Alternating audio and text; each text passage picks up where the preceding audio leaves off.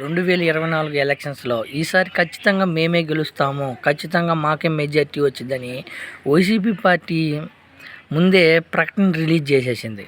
ఏదైతే జూన్ 9వ తారీఖు ఉదయం 9:30 మేము ప్రమాణ స్వీకారం చేస్తున్నామని వైసీపీ పార్టీ కుండబద్దలు కొట్టినట్టు చెప్పింది. గతంలో కానీ ఏదైతే ఎలక్షన్స్ కోడ్ రాకముందు కానీ ఈసారి మేమే గెలుస్తామని కుండబద్దలు కొట్టినట్టు చెప్పించింది. ఎందుకు చెప్పిందంటే మా పరిపాలన బాగుంది, మా పరిపాలన బాగుంది, ఎవరైతే లబ్ధి పొందుతారో లబ్ధి పొందిన వాళ్ళు, మా పార్టీ తరఫున లబ్ధి పొందిన వాళ్ళు మాకు ఓటేయండి అనే దమ్ముదైన వైఎస్ జగన్మోహన్ రెడ్డి గారు ఉంది. గతంలో టీడీపీ పార్టీలో కానీ ఇప్పుడు నారా చంద్రబాబు నాయుడు గారు కానీ మేము గతంలో ఈ చేసాము, మేము గతంలో ఈ అభివృద్ధి చేశామనే విధంగా టీడీపీ పార్టీ అడగలేకపోయింది. జగన్మోహన్ రెడ్డి గారు మీకు ఎవరైతే ఏ పార్టీ అయితే మీకు లబ్ధి చేకూర్చిందో, ఏ పార్టీ అయితే మీకు లబ్ధి పొందారో ఆ పార్టీకి ఓటేయండి అని అడిగే సత్తా జగన్మోహన్ రెడ్డి గారు ఉంది. అలానే ఉంది. ఫస్ట్ కానించి ఏదైతే 2024 ఎలక్షన్స్ నుంచి కానీ ఒకటే చెప్తున్నారు జగన్మోహన్ రెడ్డి, మేము ఖచ్చితంగా గెలుస్తాము,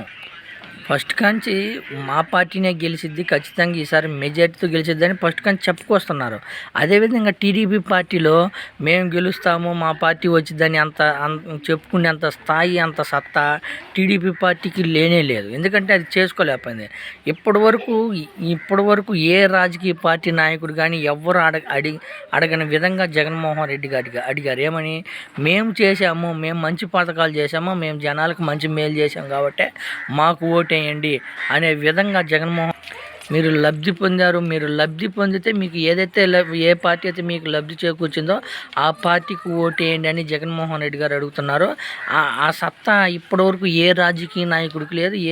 ఏ రాజకీయ నాయకుడు అడగలేకపోయారు. జగన్మోహన్ రెడ్డి గారు ఒక్కరే ఆ సత్తా చూపించి జనాలకు మేలు చేశాడు. ఏదైతే పథకాలు చెప్పాడో పథకాలు 100%గా చేసి చూపించాడు కాబట్టి జగన్మోహన్ రెడ్డి గారు అలా కుండబద్దలు కొట్టినట్టుగా అడిగే సత్తా జగన్మోహన్ రెడ్డి గారికి ఉంది. అదేవిధంగా 2024లో కానీ ఖచ్చితంగా మేమే గెలుస్తాము, మాకే మెజార్టీ వచ్చిద్ది అనే విధంగా విపరీతంగా ప్రశ్న చేశారు. ఏదైతే వైజాగ్లో కానీ హోటల్స్ కానీ ఆల్రెడీ బుక్ అయిపోయినాయి, హౌస్ఫుల్ అయిపోయినాయి అని ఇది పచ్చ మీడియా ఛానల్స్ కానీ ఒప్పుకుంటున్నాయి. ఇదేంద్ర స్వామి, ఎలక్షన్ ముందే ప్రమాణ స్వీకారం ముందే ప్రకటించేశారు, గెలమని కన్ఫర్మ్ చేసుకున్నట్టుగానే మొత్తం రూమ్స్ అన్నీ బుక్ చేసుకున్నారు అని పచ్చ మీడియా ఛానల్ కానీ తలలు బాదుకునే విధంగా ఉన్నాయి.